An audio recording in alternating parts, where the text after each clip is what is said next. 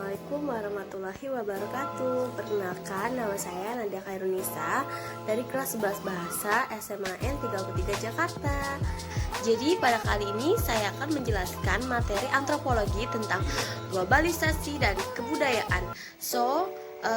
Selamat menyaksikan. Jadi kita mulai aja ya. Materi yang pertama dimulai dari pengertiannya terlebih dahulu. Pengertian globalisasi. Globalisasi berasal dari kata global yang artinya dunia. Globalisasi adalah proses integrasi internasional yang terjadi karena pertukaran pandangan dunia, pemikiran, dan aspek-aspek kebudayaan lainnya. Sedangkan pengertian kebudayaan merupakan hasil dari karya cipta, rasa, dan karsa manusia.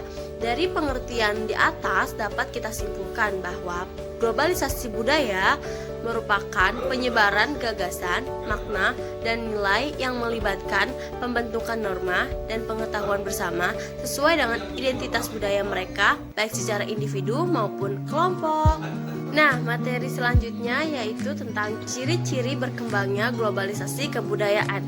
Yang pertama yaitu berkembangnya pertukaran kebudayaan internasional. Maksudnya di sini apa sih? Dengan berkembangnya teknologi komunikasi sehingga memudahkan antar bangsa untuk berkomunikasi, dan dari sinilah akan semakin berkembangnya pertukaran kebudayaan yang terjadi. Yang kedua yaitu berkembangnya turisme dan pariwisata. Semakin berkembangnya teknologi komunikasi sehingga memudahkan bangsa bahkan negara lain mengakses dan melihat keindahan serta kebudayaan negara lain.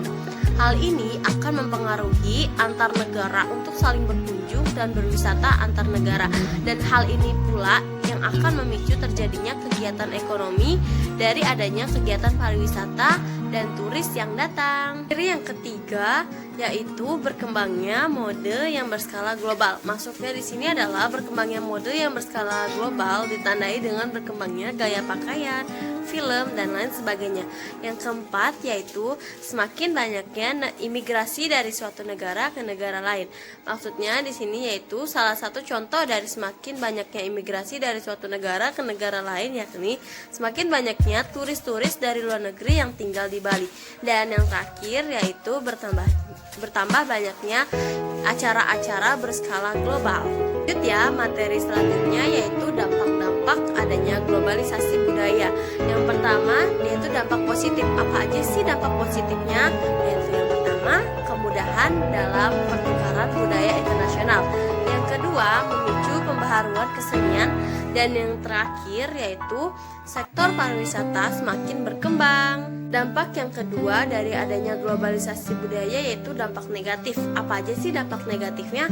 Dampak negatif yang pertama yaitu semakin lunturnya rasa nasionalisme bangsa. Yang kedua, lupa akan identitas diri sebagai bangsa Indonesia.